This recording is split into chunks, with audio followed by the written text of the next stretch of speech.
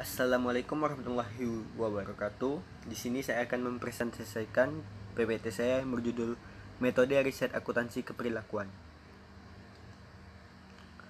A. Pengertian riset. Riset adalah pengamatan terhadap fakta, identifikasi atas masalah, dan usaha untuk menjawab masalah dengan menggunakan pengetahuan merupakan esensi dari kegiatan riset. Oleh karena itu, riset dapat disebut sebagai suatu usaha yang sistematis yang mengatur dan menyelidiki masalah-masalah serta menjawab pertanyaan yang muncul yang terkait dengan fakta, fenomena, atau gejala dari masalah tersebut. Riset dalam akuntansi keperilakuan merupakan suatu metode studi yang dilakukan seseorang berkaitan dengan aspek keperilakuan melalui penyelidikan yang hati-hati dan sempurna terhadap masalah yang berhubungan dengan aspek keperilakuan tersebut sehingga diperoleh pemecahan yang tepat terhadap masalah tersebut. Riset dimulai dengan suatu pernyataan karena menghendaki suatu deskripsi yang jelas terhadap permasalahan yang akan dipecahkan. Hal ini sering disebut sebagai suatu rencana untuk menjawab pertanyaan. B. Motivasi dan tujuan riset. Motivasi merupakan sesuatu yang timbul dari dalam diri seseorang untuk mencapai tujuan yang dia inginkan. Motivasi seseorang melakukan riset boleh jadi merupakan keinginan yang timbul dari dalam dirinya untuk memecahkan masalah maupun persoalan yang ada. Adapun tujuan umum seorang melakukan riset adalah mengetahui jawaban dari masalah ataupun persoalan tersebut. Banyak literatur menjelaskan bahwa motivasi dan tujuan riset secara umum pada dasarnya sama, yakni riset pada prinsipnya ditimbulkan oleh dua sisi yang saling terkait.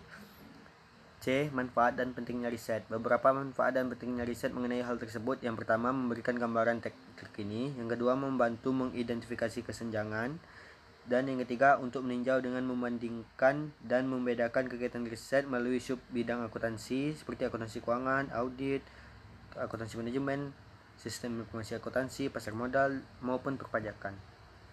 D. Memahami replikasi. Salah satu strategi dalam melakukan riset adalah melakukan replikasi. Replikasi merupakan gabungan dari kata duplikasi dan repetisi. Replikasi adalah pengulangan suatu studi atau riset yang dilakukan secara sengaja. Pada umumnya hal ini dilakukan dengan menggunakan prosedur-prosedur yang sama dengan riset terdahulu, tetapi menggunakan subjek yang berbeda. Replika juga dapat dikatakan merupakan suatu usaha untuk meriset ulang riset-riset terdahulu.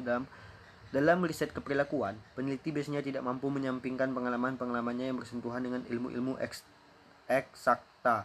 Riset-riset penting biasanya selalu direplikasi sebelum mereka menemukan temuan yang dapat diterima masyarakat ilmiah. Oleh karena itu, terdapat beberapa alasan logis kita harus melakukan replikasi. E. Pemilihan data atau sampel riset. Langkah yang harus ditempuh oleh peneliti yang pertama, populasi. Kedua, sampel riset. Yang ketiga, teknik penarikan sampel. Teknik penarikan sampel sendiri ada yang pertama, A. Pengambilan sampel riset dengan biaya yang murah. Yang kedua, akurasi hasil yang lebih baik. Yang ketiga, kecepatan pengumpulan data. Dan yang keempat, ketersediaan elemen-elemen populasi. F. Sumber dan metode pengumpulan data. Yang pertama, jenis data. Pada kebanyakan riset akuntansi keperilakuan, jenis data dikumpulkan menjadi tiga, yaitu data subjek, data fisik, dan data dokumenter. Sumber data terdiri dari data primer dan data sekunder. G. Validitas dan keandalan. Validitas.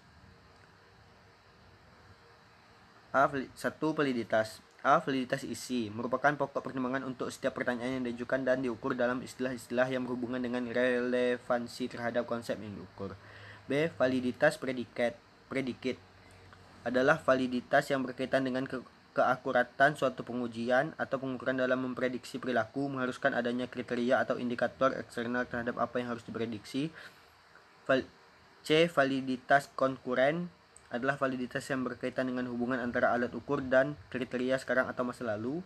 D. Validitas konstruksi adalah validitas yang berdasarkan pada suatu pertimbangan tentang kesesuaian hasil pengukuran tersebut dengan teori bermanfaat untuk mengukur fenomena yang tidak memiliki kriteria eksternal.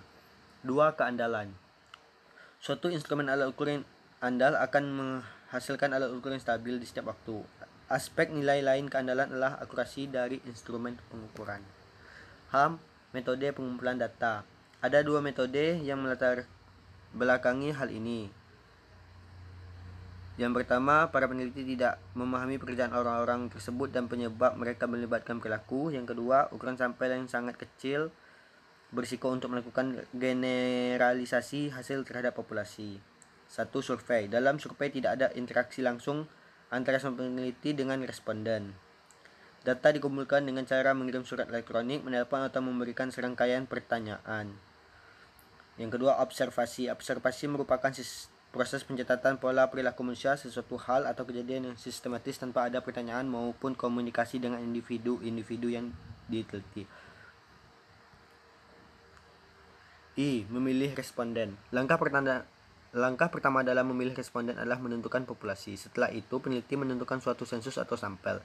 Sensus adalah kegiatan untuk mencari seluruh informasi yang dikumpulkan dari setiap elemen dalam populasi. Sampel merupakan kumpul informasi dan bagian dari populasi. Suatu sensus akan tepat ketika satu populasinya kecil dan biaya pengumpulan data tidak melebihi biaya pengambilan sampel secara signifikan. Yang kedua, penting untuk mengetahui setiap unsur dalam populasi. Dan yang ketiga adalah risiko dalam perbaikan secara keseluruhan sangat besar.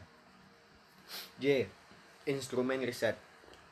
Pengembangan kuesioner atau pencarian instrumen merupakan langkah lain yang penting dalam proses riset. Kuesioner harus sesuai responden dan didesain secara menarik sehingga responden tertarik untuk menjawab kuesioner tersebut, yang pada hakikatnya bertujuan meningkatkan tingkat respons, validitas, dan keandalan data. K. Analisis data persiapan laporan. Analisis data dilakukan setelah peneliti mengumpulkan semua data yang diperlukan dalam riset. Peneliti biasanya melakukan beberapa tahap persiapan data untuk memudahkan proses analisis data. Sebagai tahap akhir dari suatu riset adalah penyusunan laporan riset.